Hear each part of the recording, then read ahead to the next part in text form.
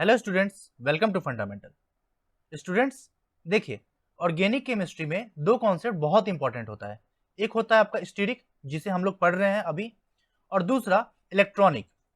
ये दो कॉन्सेप्ट पूरे ऑर्गेनिक केमिस्ट्री में रिएक्टिविटी को एक्सप्लेन करना हो या स्टेबिलिटी ऑफ इंटरमीडिएट की बात की जाए, हर जगह ये एक्सप्लेन करने में हेल्प करता है। इलेक्ट्रॉनिक से क्या मतलब है मेरा, यहाँ पे हम कहना चाह रहे हैं इंडक्टिव के बारे में, रेजोनेंस और हाइपर कंजुगेशन, इन तीन के बारे में डिटेल में स्टडी किए हैं और हम लोग देखें कि कैसे ये हेल्प करता है किसी भी सिस्टम की रिएक्टिविटी हो या उसके इंटरमीडिएट की स्टेबिलिटी को एक्सप्लेन करना हो। वही बात स्टीरिक की बात करें तो it is also equally important. ऐसा क्यों? क्योंकि अगर आप ये लेक्चर फॉलो किए होंगे तो यहाँ हम अच्छे से इस दोनों में एक्सप्लेन किए कि स्टीरिक कैसे हेल्प करता है एक्सप्लेन करने में। जैसे कि यहाँ देखिए आप इस दोनों एल्कीन के बारे में, तो ऑल्दो दोनों सिस और ट्रांस एल्कीन दोनों ही hyper conjugation number of same है, यानी 6 होता था, बट स्टीरिक हमें बोलता था कि ट्रांस वाला मोर स्टेबल था। लाइकवाइज अगर आप SN2 रिएक्शन की बात करें या अल्डिहाइड कीटोन की बात करें, तो दोनों में हम लोग देखे थे कि कैसे रिएक्शंस में भी स्टीरिक का कितना इंपॉर्टेंट रोल है। नॉट ओनली दैट, अगर बेंजोइक एसिड के केस में अगर आपको एसिडिटी एक्सप्लेन करना हो, दैट इज ऑर्थो इफेक्ट की हम बात कर रहे हैं, तो वहां भी स्टीरिक हेल्प करता था। कैसे? क्योंकि इलेक्ट्रॉनिकली ये इलेक्ट्रॉन डोनेट कर रहा है, तो इसके कारण ये एसिडिक स्ट्रेंथ घटा देना चाहिए था, बट स्टीरिक हमको हेल्प कर रहा है एक्सप्लेन करने में कि कैसे एसिडिक स्ट्रेंथ बढ़ जाता है। लाइकवाइज हम लोग आज के इस लेक्चर में फॉलो करेंगे कि एनिलीन के केस में भी कैसे स्टीरिक के कारण बेसिसिटी घट जाता है। मतलब हमें यहां पे भी चेक करना है इलेक्ट्रॉनिक फैक्टर और दूसरा स्टीरिक फैक्टर। अब इसे समझने से पहले हम कुछ कॉन्सेप्ट्स डिस्कस करना चाहते हैं, क्योंकि एक बार आपको ये चीज पता है तो फिर आप इजीली इसको एक्सप्लेन कर सकते हैं। देखिए, टोटल 4 चीज आपको जानना है। पहला है बेस के बारे में, दूसरा कंजुगेट एसिड, तीसरा इक्विलिब्रियम से मेरा क्या मतलब है, और चौथा स्टीरिक को हम लोग समझेंगे। देखिए एक एक करके देखते हैं। देखिए, अगर आपको याद हो न्यूक्लियोफाइल वर्सेस बेस वाले चैप्टर में हम एक्सप्लेन किए थे कि किसी भी मॉलिक्यूल को कब कहेंगे कि वो बेस है कि नहीं, अगर उसका ऑक्टेट कंप्लीट है और उसके पास लोन पेयर अवेलेबल है फॉर डोनेशन, लाइक NH3। इसका ऑक्टेट कंप्लीट है और इसके पास लोन पेयर अवेलेबल है for donation, so it is basic in nature. Similarly आप एनिलीन को भी क्या कहेंगे, एक बेस कहेंगे, ठीक है। अब लेकिन ये तो बेस तो हम लोग बोल दे कि ये भी बेस है और ये भी बेस है। अगर हमें अब कंपेयर करना हुआ कि दोनों में स्ट्रॉन्ग बेस कौन सा है, तो हम लोग कैसे कंपेयर करेंगे? अगेन चेक करेंगे क्या कि लोन पेयर की अवेलेबिलिटी किसमें ज्यादा है। क्यों? क्योंकि बेस का डेफिनेशन तो यही है ना कि लोन पेयर अवेलेबल होना चाहिए। तो अगर आप यहां देख पा रहे हैं कि एनिलीन में क्या होता है, ये लोन पेयर डिलोकलाइज हो जाता है रिंग में, जिस कारण ये लेस अवेलेबल होगा। बट यहां पे जो लोन पेयर है ये कहीं डिलोकलाइज नहीं हो रहा है, बट यहीं पे रहता है, तो इसको कहेंगे हम लोकलाइज्ड है, इस कारण ये मोर बेसिक होता था। ये तो आप जानते हैं। अब बात करते हैं कंजुगेट एसिड की। देखिए, कंजुगेट एसिड कहने का मतलब क्या हो गया। आप इस मॉलिक्यूल को देखिए, हम लोग क्या बोले कि NH3 एक बेस है, मतलब ये क्या किया होगा, ये H+ को इलेक्ट्रॉन दिया होगा, तो देने के बाद ये क्या फॉर्म करेगा, NH4+। ये जो सिस्टम बन रहा है इसी को कहते हैं कंजुगेट एसिड। लाइकवाइज अगर इधर भी अगर H+ डोनेट करेगा, H+ को डोनेट करेगा, तो इधर भी जो आपका स्पेसिस फॉर्म करेगा NH3+, इसे ही बोलेंगे कंजुगेट एसिड। ये चीज समझ गए। अब आते हैं हम इक्विलिब्रियम पे। देखिए, अभी आपको बोले कि ये एक स्पेसीज है बेसिक इन नेचर, और इलेक्ट्रॉन देने के बाद ये स्पेसीज फॉर्म करेगा कंजुगेट एसिड। अब ये दोनों जो स्पेसीज होता है ना, ये दोनों आपस में इक्विलिब्रियम में रहता है। कहने का मतलब, आइए इधर समझते हैं। देखिए, जस्ट एक्सप्लेन किए कि ये आपका एनिलीन है और इसका ये कंजुगेट एसिड है, तो दोनों हमेशा इक्विलिब्रियम में होता है। क्यों? क्योंकि आप याद कीजिए, जब हम आपको बेंजोइक एसिड के केस में एसिड के बारे में बता रहे थे, जिधर हम बोले थे कि कोई भी एक अच्छा एसिड कब कहलाता था, जब उसका कंजुगेट बेस स्टेबल होता था, यानी ये इसका कंजुगेट बेस है और इसकी स्टेबिलिटी की बात करते थे, और वहां हम लोग ये इक्विलिब्रियम स्ट्रक्चर ड्रॉ करते थे, इक्विलिब्रियम एरो, जिसको हम बॉन्ड नोटेशन वाले लेक्चर में भी अच्छे से एक्सप्लेन किए। तो अगर आपको ये पता है, सिमिलरली बेस के केस में भी क्या होता है कि कोई भी एक अच्छा बेस तब कहलाएगा जब उसका कंजुगेट एसिड स्टेबल होता है। ये यानी हमको इसकी स्टेबिलिटी की बात करनी है, और हम लोग जस्ट देखें ये कैसे फॉर्म करता है। ये lone pair of electron donate करता है, यानी कि जितना ज्यादा ये लोन पेयर इसके पास अवेलेबल होगा उतना ज्यादा ये डोनेट करेगा, जितना ज्यादा डोनेट करेगा उतना ज्यादा ये बनाएगा, और जितना ज्यादा ये बनाएगा उतना ज्यादा रिएक्शन फॉरवर्ड की ओर जाएगा। यही तो इक्विलिब्रियम कहता है। तो बस वही चीज हमें देखना है कि यहां पे देखिए एनिलीन वर्सेस दिस अमोनिया, ये वाला केस। अब हमें ये देखना है कि ये ज्यादा स्टेबल है कि ये ज्यादा स्टेबल है। कैसे? क्योंकि जितना ज्यादा स्टेबल होगा उतना ज़्यादा ये रिएक्शन फॉरवर्ड की ओर आएगा, और जितना कम स्टेबल होगा उतना रिएक्शन बैकवर्ड की ओर जाएगा। यही तो इक्विलिब्रियम होता है ना। तो देखिए इसको कैसे एक्सप्लेन किया जाए। अब यहां पे आप ध्यान दीजिए, अगर ये जो लोन पेयर है ये रिंग में डिलोकलाइज हो जा रहा है, तो इसके बेसिस पे हम लोग इसका बहुत सारा रेजोनेटिंग स्ट्रक्चर ड्रॉ करेंगे, 3 4 5 आप ऐसे ड्रॉ करेंगे।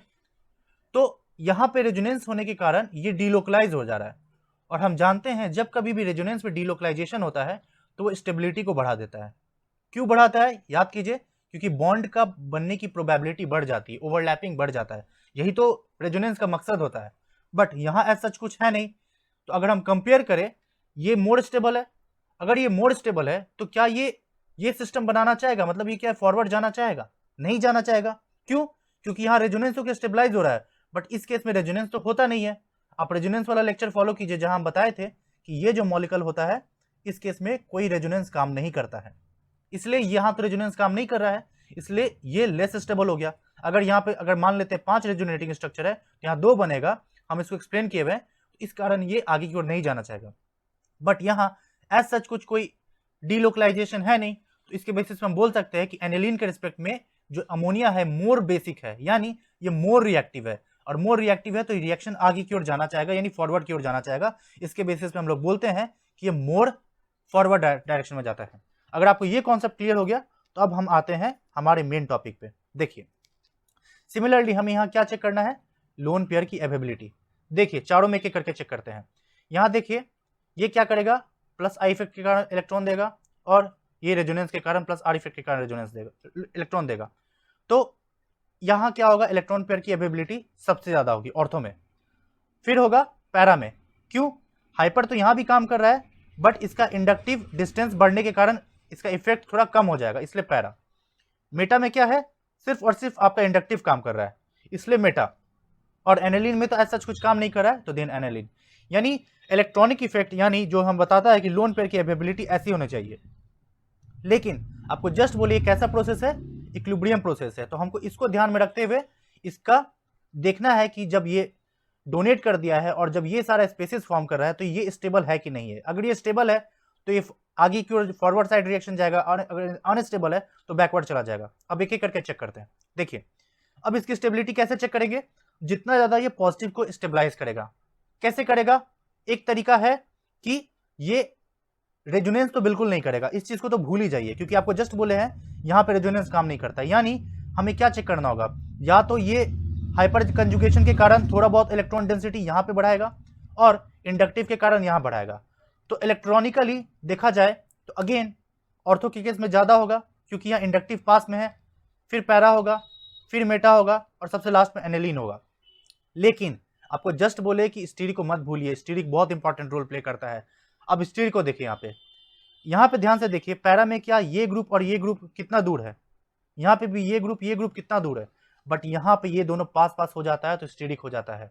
क्यों, क्योंकि अगर आप इसका स्ट्रक्चर खोल कर देखें तो ये कुछ ऐसे आएगा, सिमिलरली ये स्ट्रक्चर भी खोलकर ऐसा आएगा, और यहाँ पर ये दोनों के बीच में ऐसे स्टीरिक आ जाता है। इस कारण क्या होता है, ये इस सिस्टम को डिस्टेबलाइज कर देता है, इसलिए पीछे की ओर जाना चाहता है। तो इसके बेसिस पे क्या होता है कि अब जो ऑर्थो हुआ ये सबसे लास्ट में चल जाता है, इसलिए इसका जो ऑर्डर हो जाता है para, then meta, then aniline, then ortho. तो देखिए हो क्या रहा है, इलेक्ट्रॉनिक के बेसिस पे, यानी हाइपर कंजुगेशन हुआ, रेजोनेंस हुआ, इंडक्टिव हुआ, ये सब हमें ये बताने की कोशिश कर रहा है। खैर इसमें तो रेजोनेंस मिथाइल नहीं देगा, हाइपर कंजुगेशन नहीं देगा, हमें ये बोल रहा है कि ऑर्थो सबसे ज्यादा होगा, ऑर्थो सबसे ज्यादा होगा। बट स्टीरिक हमें हेल्प कर रहा है कि नहीं, ऑर्थो नहीं, सबसे घटिया ऑर्थो होगा। सो आई होप आपको क्लियर हो गया होगा कि कैसे स्टीरिक एक्सप्लेन करने में हेल्प कर रहा है। First thing.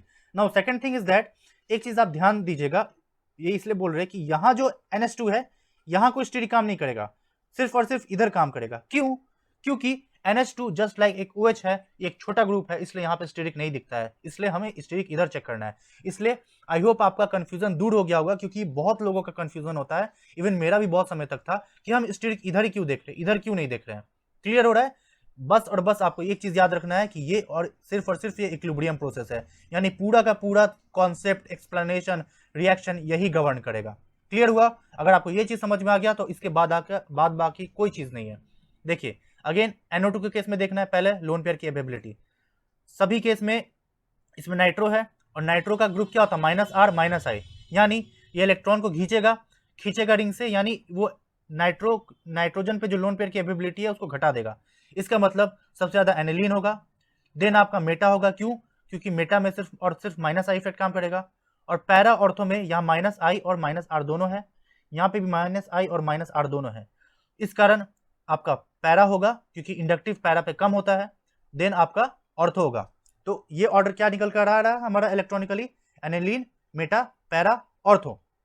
पहला चीज अब हमें चेक करना है ये जब इसका कंजुगेट एसिड फॉर्म कर रहा है ये स्टेबल है कि नहीं। देखिए अगेन जिस तरह से यहां इलेक्ट्रॉन विड्रॉ कर रहा है उसी तरह यहां भी इलेक्ट्रॉन विड्रॉ करेगा। तो लाइक वाइज आपका यही होना चाहिए, aniline, meta, para, then ortho. ठीक है, अब स्टीरिक पे आते हैं। यहाँ तो कुछ है नहीं, यहाँ पे भी स्टीरिक काम नहीं कर रहा है, यहाँ पे भी स्टीरिक काम नहीं कर रहा है, बट यहाँ स्टीरिक अगेन काम कर रहा है जो कि इधर प्रॉब्लम करेगा। तो जिस कारण क्या होगा, इसको डिस्टेबलाइज करेगा, अगेन ये पीछे की ओर जाना चाहेगा, तो ये घटिया की बेस की तरफ बिहेव करेगा। तो देख रहे हैं ना, स्टीरिक भी सेम ऑर्डर को एक्सप्लेन कर रहा है। ठीक है, सो क्या हुआ प्रीवियस केस में क्या था कि मिथाइल इलेक्ट्रॉनिकली एक्टिवेट कर रहा था बट स्टीरिकली डीएक्टिवेट कर रहा है, ओवरऑल फैक्टर स्टीरिक विन कर जाता है। बट इस केस में दोनों ही फैक्टर सपोर्ट में है, इसलिए यहां पे वैसा कुछ कॉन्ट्राडिक्शन नहीं दिख रहा है, बट फिर भी आप इसको ऑर्थो इफेक्ट ही बोलेंगे। क्लियर? नाउ सेम केस आपका हेलोजन के केस में भी देखिए, चाहे हेलोजन आपका ब्रोमीन हो या फिर क्लोरीन हो, सिमिलर यहां चेक कीजिए क्या लोन पेयर की एबिलिटी है कि नहीं। सबसे पहली बात, halogen minus I effect show करता है और ये स्ट्रॉन्ग इफेक्ट होता है compare to the plus R effect के। इट मींस ये इलेक्ट्रॉन पेयर की एबिलिटी घटाएगा, यानी सबसे ज्यादा तब आपका एनिलीन हो जाएगा, फिर आपका पैरा होगा, देन आपका मेटा होगा, देन ऑर्थो होगा। क्यों? क्योंकि अगेन इंडक्टिव इफेक्ट डिस्टेंस बढ़ने पे घट जाता है। अब आ जाइए आप कंजुगेट एसिड के केस में। यहां पे देखिए अगेन ये स्टेबल है कि नहीं है। बार बार आपको कह रहे हैं आपको रेजोनेंस नहीं चेक करना है, क्यों? क्योंकि रेजोनेंस तो पॉसिबल ही नहीं है। तो यहां देखिए, यहां पे अगेन ये माइनस आई की तरह काम करेगा, माइनस आई की तरह काम करेगा, माइनस आई की तरह काम करेगा, यानी और माइनस आई सबसे कम इसमें होगा एक्टिव, इसलिए aniline, then para, then meta, then ortho. Again ये भी हेल्प करा एक्सप्लेन करने में। अब बात करते हैं स्टीरिक की। स्टीरिक देखिए, स्टीरिक सिर्फ और सिर्फ आपको ऑर्थो में है, यानी उसके बेसिस पे भी ऑर्डर यही होगा, aniline, para, meta, then ortho.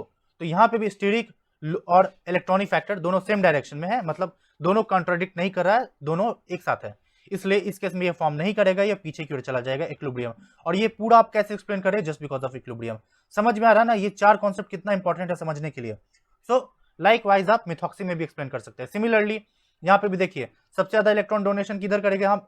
Methoxy कैसा ग्रुप है, इलेक्ट्रॉन देगा रिंग में, और नाइट्रो क्या कर रहा था, खींच रहा था, इसलिए यहाँ पे दे रहा है, तो ये लोन पेयर की एबिलिटी बढ़ा देगा। तो सबसे ज्यादा आप यहाँ देखिए, ये प्लस आर की तरह काम करेगा, minus I, plus R, minus I, तो सबसे ज्यादा पैरा होगा। क्यों? क्योंकि ये माइनस आई काम कर रहा है, यहां भी माइनस आई काम कर रहा है, और माइनस आई डिस्टेंस बढ़ने पे घट जाता है, इसलिए पैरा। पैरा के बाद आएगा आपका ऑर्थो। ऑर्थो के बाद क्या होना चाहिए आपका? एनिलीन, फिर होना चाहिए आपका मेटा। क्यों? क्योंकि मेटा में तो माइनस आई की तरह काम कर रहा है और एनिलीन में तो ऐसा कुछ है नहीं। तो ये आपका कैसा पता चल रहा है? लोन पेयर की एबिलिटी, यानी इलेक्ट्रॉनिक फैक्टर। लाइक वाइज अब आ जाइए आप कंजुगेट एसिड के केस में। सिमिलरली ये लोन पेयर है, ये अंदर देगा, तो यहां पे इलेक्ट्रॉन डेंसिटी ऐसे बढ़ा देगा। देखिए यहां माइनस इलेक्ट्रॉन डेंसिटी इस कार्बन पे आके रुक जाएगा, ये ऐसे नहीं जाएगा, इसलिए आप ये कभी कंफ्यूज मत होइए कि हम रेजोनेंस करा के ये रेजोनेटिंग स्ट्रक्चर यहां तक ला रहे, नहीं, माइनस यहां आकर इसको इन्फ्लुएंस करेगा बस। ठीक है, तो अगेन कंजुगेट एसिड के बेसिस पे पैरा ज्यादा होगा। पैरा के बाद आप देखिए होना चाहिए आपका ऑर्थो, ऑर्थो के बाद एनिलीन, फिर होना चाहिए मेटा। क्लियर हो रहा है ना? क्योंकि अगेन यहां पे भी प्लस आर की तरह देगा, और यहां पे भी, यहां तो माइनस आई है और यहां तो कुछ नहीं हो रहा, तो पैरा, ऑर्थो, एनिलीन, मेटा। लेकिन यहां पर गेम पलट जाता है। होता क्या है? स्टीरिक यहां पर देखने को ये मिलता है, यहां पे ऑर्डर ऐसा देखने को एक्चुअली मिलता है, यहां पर पैरा ज्यादा होगा और पैरा के बाद ऑर्थो नहीं होगा। क्यों? क्योंकि ऑर्थो में स्टीरिक इफेक्ट काम करता है और ऑर्थो पीछे चला जाता है, इस कारण ऑर्थो पीछे चला गया और एनिलीन आगे आ जाता है, इसलिए पैरा के बाद एनिलीन हो जाता है, एनिलीन के बाद ऑर्थो हो जाता है, और सबसे घटिया तो मेटा हो गए। तो बस मिथॉक्सी के केस में आपको याद रखना है, ये ऑर्डर थोड़ा सा चेंज हो जा रहा है। इट्स सिमिलर वे में जो एक्सेप्शन निकल कर आ रहा था वो बेंजोइक एसिड के केस में भी देखने को मिल रहा था, और वहां भी आपको एक्सप्लेन किए थे कि कैसे ये जो एसिड और बेस का स्ट्रेंथ होता है, इसको एक्सप्लेन करने के लिए आपको पीके और के का वैल्यू हेल्प लेना पड़ता है। हम लोग थ्योरेटिकली उसको एक्सप्लेन करते हैं बस। अगर आपको इतना समझ में आ गया तो चलिए हम लोग आगे बढ़ते हैं। देखिए इससे पहले के वाले क्वेश्चंस में हम लोग देख रहे थे स्टीरिक इफेक्ट, अब यहाँ का जो क्वेश्चन है सिमिलर चीज यहाँ पे भी फॉलो करना है, वही लोन पेयर की अवेबिलिटी, कंजुगेट एसिड, इक्विलिब्रियम और स्टीरिक।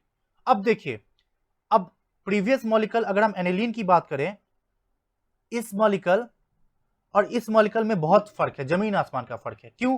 क्योंकि NH2 एक छोटा ग्रुप था तो यहां कोई स्टीरिक नहीं था, लेकिन इस केस में स्टीरिक आ जाता है। कैसे?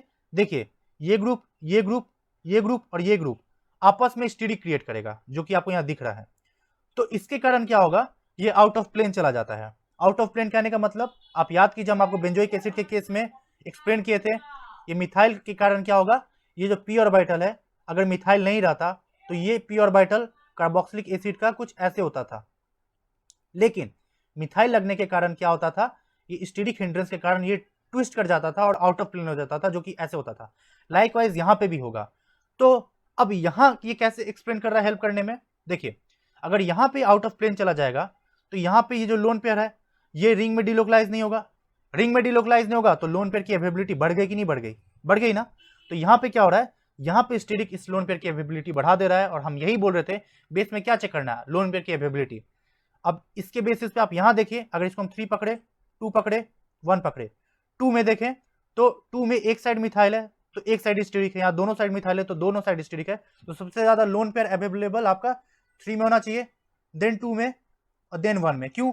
क्योंकि यहाँ तो कोई स्टीरिक है ही नहीं, और स्टीरिक नहीं होने के कारण ये पूरा का पूरा इलेक्ट्रॉन रिंग में जाएगा, यानी इसकी अवेबिलिटी घट गई, इसलिए लोन पेयर की अवेबिलिटी इस तरह से घट गई। तो हेंस इज द ऑर्डर 3-1। ठीक है, अब आप आइए कंजुगेट एसिड की स्टेबिलिटी की। देखिए थोड़ा सा वीडियो लंबा जा रहा है, I feel strongly means sorry for that, but एक कॉन्सेप्ट को समझना बहुत जरूरी है, इसलिए हम थोड़ा सा लंबा खींच रहे हैं। कंजुगेट एसिड का स्टेबिलिटी देखिए, यहाँ कुछ एक्सप्लेन करने के लिए है नहीं, यहाँ देखिए इलेक्ट्रॉनिकली ये प्लस आई इफेक्ट और हाइपर के कारण एक्सप्लेन करेगा, यहाँ पे भी इलेक्ट्रॉनिकली प्लस आई हाइपर के कारण एक्सप्लेन करेगा, बट स्टीरिक इसको डुबा देता है, लुटिया डुबा दिया, इधर भी डुबा दिया, हेंस स्टीरिक के कारण ये बनेगा ही नहीं। ठीक है, लेकिन ये हम जानबूझ के ये वर्ड बोले। आप क्यों सोचे कि स्टीरिक के कारण लुटिया डूब जाएगा? बिकॉज ये जनरल कंफ्यूजन होता है, हम लोग क्या करते हैं स्टीरिक देखना स्टार्ट कर देते हैं, बट माय फ्रेंड यहाँ स्टीरिक नहीं लगेगा। क्यों? क्योंकि जस्ट आपको बोले ये आउट ऑफ प्लेन हो जाता है, और जब आउट ऑफ प्लेन हो गया यानी एक वाई एक्सिस में और एक एक्स एक्सिस में है, तो ये दोनों ग्रुप आपस में कहाँ इंटरेक्ट कर रहा है, इसका मतलब यहाँ स्टीरिक तो ऐसे भी नहीं लग रहा है। इसलिए आप ऐसे भी एक्सप्लेन कर सकते हैं कि यहाँ पे जो कंजुगेट एसिड फॉर्म करेगा यहाँ स्टीरिक नहीं आ रहा है, इसके बेसिस पे भी आपका 3 देन 2 देन 1, बट इंडक्टिविकली ये इलेक्ट्रॉन की अवेबिलिटी बढ़ा रहा है। ठीक है, यानी ये प्लस को स्टेबलाइज कर रहा है। और इधर क्या हो रहा था, ये स्टीरिक हो जाने के कारण लोन पेयर रिंग में नहीं जाएगा, इसलिए मोड अवेलेबल है। तो अवेबिलिटी के मामले में भी 3 नंबर 1 पे है, कंजुगेट एसिड के स्टेबिलिटी के मामले में भी 3 नंबर 1 पे है, और स्टीरिक तो यहाँ है नहीं, हेंस इज ऑर्डर 3-1। यानी कि अगर इस तरह का सिस्टम है तो इसमें आप कंजुगेट एसिड का जो फॉर्म करता है वहां स्टीरिक चेक करते हैं, और अगर इस तरह का सिस्टम है तो इसमें आप इधर ही स्टीरिक चेक करते हैं, मतलब इक्विलिब्रियम के लेफ्ट साइड ही चेक करते हैं। क्लियर हुआ? सिमिलर कॉन्सेप्ट यहां भी लगेगा। देखिए यहां पे लोन पेयर है, यहां पे भी लोन पेयर है, बट यहां स्टीरिक हो गया, यहां स्टीरिक हो गया। स्टीरिक हो जाने के कारण यहां क्या होता है, अब ये H+ को इलेक्ट्रॉन दे ही नहीं पाएगा। क्यों नहीं दे पाएगा? क्योंकि ये तो केज की तरह हो गया ना, इसके अंदर बंद हो गया। सो ये ऑल्दो इसके पास इंडक्टिवली ये इलेक्ट्रॉन की अवेबिलिटी ज्यादा है, यानी यहाँ इलेक्ट्रॉन ज्यादा अवेलेबल है, बट स्टीरिक क्या करेगा, इसको हिंडर कर देगा और ये डोनेट नहीं करेगा। तो इट्स लाइक अगेन इलेक्ट्रॉनिकली ये मोड अवेलेबल होना चाहिए, बट स्टीरिकली लेस अवेलेबल है, इसलिए निकल कर क्या इसको हम 2 बोले, इसको 1 बोले। So 1 is more basic than that of 2। क्यों? क्योंकि स्टीरिक हेल्प करेगा एक्सप्लेन करने में।